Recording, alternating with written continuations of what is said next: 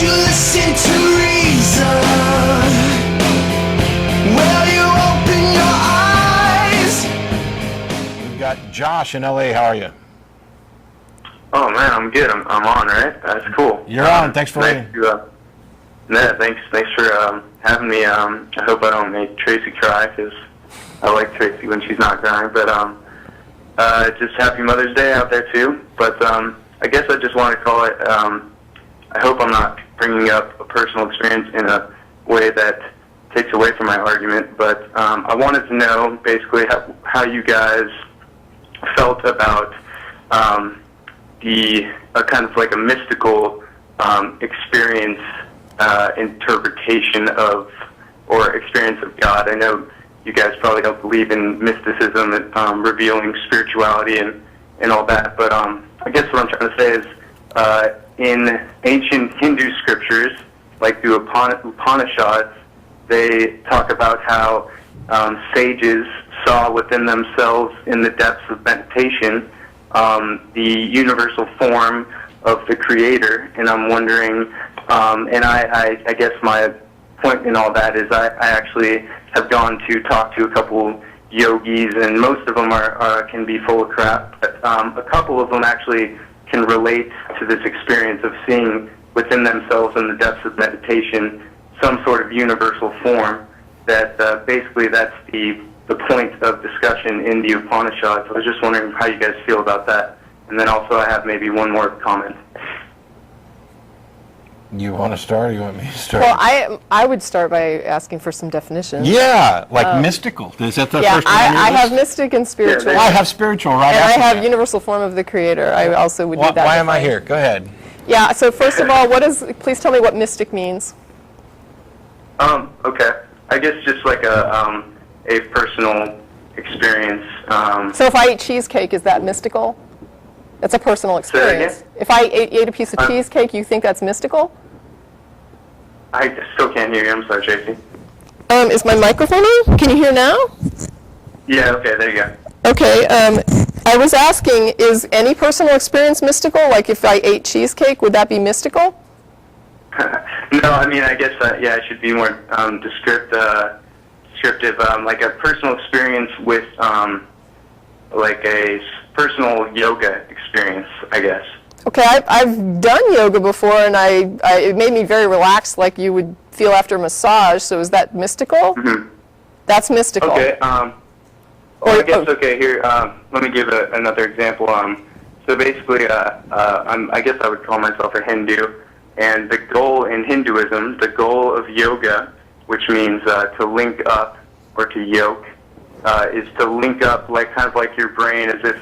Think of your brain as a computer linking up with the world around it, and as kind of like a supercomputer. So we all can upload, I guess, or link up to that supercomputer through yoga. Whatever the program is, we're not sure because it's personal.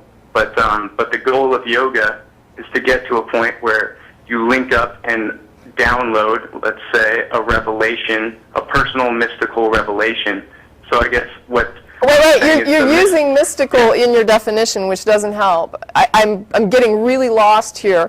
Can you just define the word mystical? I guess maybe not mystical, mysticism. I guess it would be like the science of the soul. Can you define soul for me? What is a soul?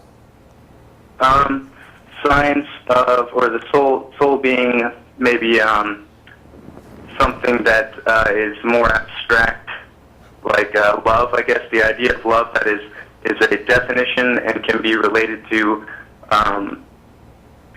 chemical things going on in the brain, but also something that transcends the chemical as well. What transcends the chemicals? I mean, I guess like if you ever meet someone in a bar and you just feel like good chemistry with them, that might transcend. So you like? Are you talking about like an attraction? Like you're physically attracted to a stranger in a bar? That, and also maybe there's a coincidence or something that brings you and a stranger together that could transcend maybe your everyday experience. If you live, like, let's say, a mundane life and you don't really have, like, a whole lot of romantic engagements or interactions, and then one day, just out of the blue, you meet someone who you might think that you were meant to meet. So, okay, so if I understand you, then mystical or mysticism is physical attraction plus a coincidence. No, I would call it more like the emotional chemical response taking place in the body, plus all the emotions and consequences that transcend those physical emotional responses.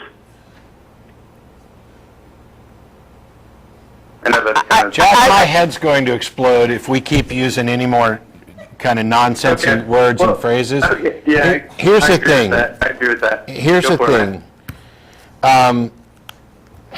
Wow.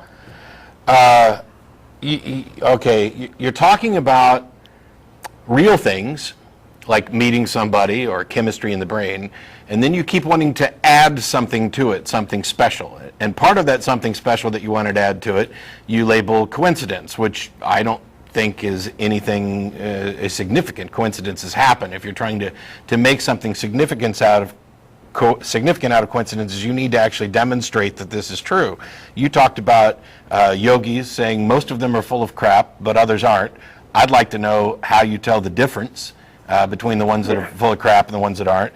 And this idea of seeing a universal form. Well, the fact that somebody can engage in some introspection and come up with an idea, or come to some awareness of an idea that somebody else has presented, doesn't tell me one bit whether that is true, that there is any universal form. It's like if you constructed something where people meditated on how we are all secretly unicorns, and if you just sit down and think about this and focus on your inner self, you'll find that we're all beautiful unicorns. Well, the fact that somebody might sit around and engage in this sort of introspective exercise and come to realize that deep down they're a unicorn doesn't mean they're a unicorn. So what I want to know is, this seems to me to be nothing more than a bunch of contemplatives sitting around coming up with neat ideas that sound deep, or as I think Daniel Dennett would probably call these deepities, and then sharing them with other people,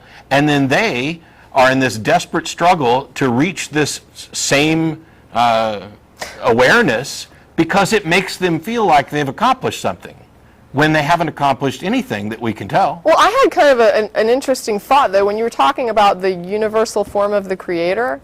It's like, let's say that you draw a picture and there's like an image that's in an envelope on the table, and that is, let's call it the form of whatever the image. And you come up with, you think really hard and you come up with this image and you draw the image and you tell me this is the form of the image that's in the envelope, right? And let's say I don't have access to what's in the envelope. How do I know that's correct? Yeah, I guess you don't. So if somebody tells me that they experienced or saw or envisioned or idealized or somehow experienced the universal form of the Creator, if I don't have that available to compare to what they're telling me, then how do I know that what they're describing is what they're saying it is? Okay, that's a great point. Can I be more specific? So I guess the Hindu religion is very specific. They have in what this image is, and that, I guess that's where I'm going with my argument, is what is described throughout the Hindu scriptures seems to be uniform in description, and the exhaustiveness of those descriptions and the uniformity of those descriptions, in my opinion, kind of shows that there might be at least some sort of uniformity to what these contemplatives are experiencing. And let me give you an example. Is they all describe this entity, the universal form of the Creator, as having a physical manifestation in the real world that we can contemplate, and that physical manifestation in the real world is called the sun that we experience every day. And so with that, looking at the sun, we can describe the traits of an entity, let's say, behind the sun's physical manifestation, maybe it's more of a spiritual entity that informs that sun. This is just basically what I'm saying, is this is what the Hindu scriptures are saying. I'm not saying this is true or not, but how they all have a link and uniform description of this creator is that they describe that he is sun, which means he is not large, not small. He is medium shaped, just like our sun. He's average size, but he's luminous, like the sun.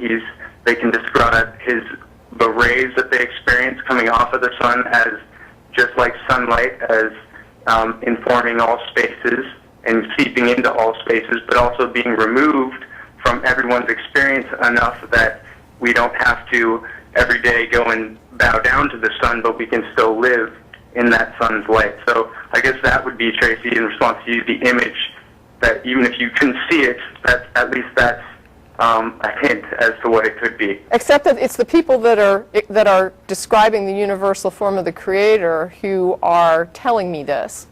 It's the person who drew the picture telling me this is what you'll find in the envelope. Or worse yet, to kind of first of all, consistency of assertions is not confirmation of the truth of the assertion. I actually wrote down UFO encounters. Yeah, and so you imagine the envelope that Tracie's talking about. We've got let's make it a box. Just for this, there's something in the box, or maybe there's nothing in the box. We don't know.